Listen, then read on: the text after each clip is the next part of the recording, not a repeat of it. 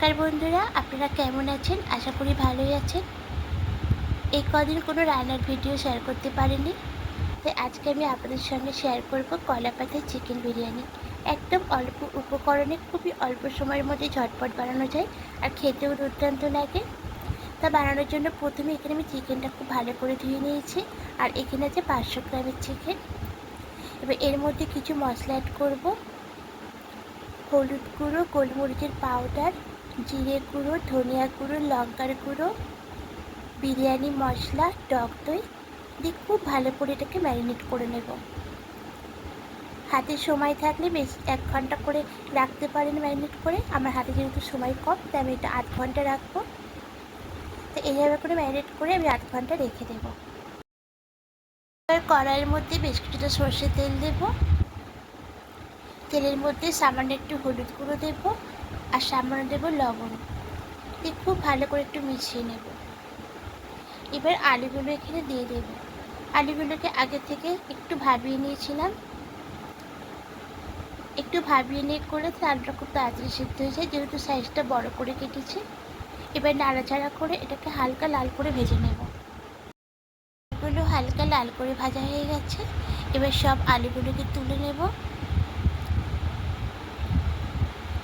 এবার এই তেলের মধ্যে গোটা গরম মশলা ফোড়নে দেব, দারুচিনি, এলাচ, লবঙ্গ। ফোড়নটা একটু ভাজা হয়ে গেলে এবার এখানে ম্যারিনেট করা চিকেনটা দিয়ে দেব। চিকেনটা দিয়ে খুব ভালো করে নাড়াচাড়া করে একটু তেলের সঙ্গে মিশিয়ে নেব। চিকেনটাকে তেলের সঙ্গে নাড়াচাড়া করে একটু কষিয়ে নিয়েছি। এবার এখানে পরিমাণ মতো লবণটা দিয়ে দেব আর দেব কেওড়া জল আর গোলাপ জল।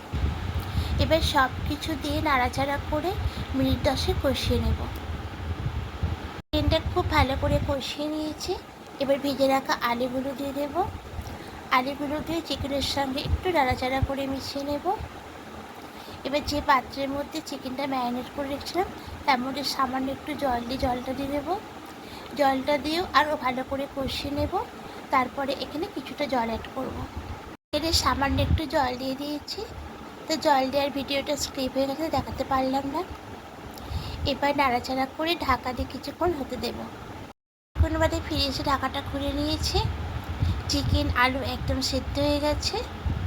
এবার একটু নাড়াচাড়া করে গ্যাসটা অফ করে নামিয়ে নেব। বাটির মধ্যে 1 কাপ জলে 2 চামচ পাউডার দুধ দিয়ে খুব ভালো করে মিশিয়ে নিয়েছি। এবার এর মধ্যে দেবো কেওড়া জল আর গোলাপ জল আর দেবো এখানে সামান্য একটু অরেঞ্জ ফুড কালার। আবার একটু পড়ে গেছে বেশি, তারপর একটু কম দেবে। এবার দিয়ে সব কিছু খুব ভালো করে মিশিয়ে নেব। এবার কড়াইয়ের মধ্যে কলা পাতাটা দিয়ে দেবো। কলা পাতাটা আগে থেকে খুব ভালো করে ধুয়ে নিয়েছিলাম। এবার এর মধ্যে বেশ কিছুটা ঘি দেব। ঘি দিয়ে চারিদিকটা খুব ভালো করে লাগিয়ে নেব। এবার এখানে চিকেনটা দিয়ে দেব। সবটা দেব না, কিছুটা দেব।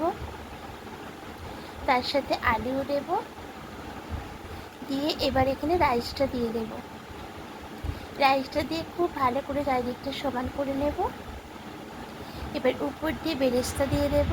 আগে থেকে বেরেস্তাটা করে রেখেছিলাম। এবার দেবো সামান্য একটু বিরিয়ানি মশলা আর দেবো সামান্য ঘি। এবার বাকি চিকেনটা এর মধ্যে দিয়ে দেব।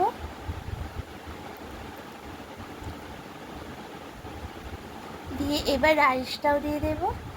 রাইসটা দিয়ে খুব ভালো করে সমান করে নেব। এবার দেব পেঁয়াজ বেরেস্তা আর সামান্য একটু বিরিয়ানি মশলা আর সামান্য ঘি।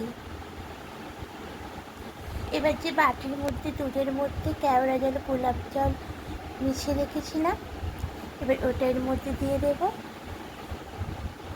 এবার মিঠা আতর দিয়ে দেব আর ফুড কালারটা একটু বেশি পরিমাণে, তার জন্য কালারটা এরকম হয়ে গেছে, একটু সামান্য দিলেই হবে।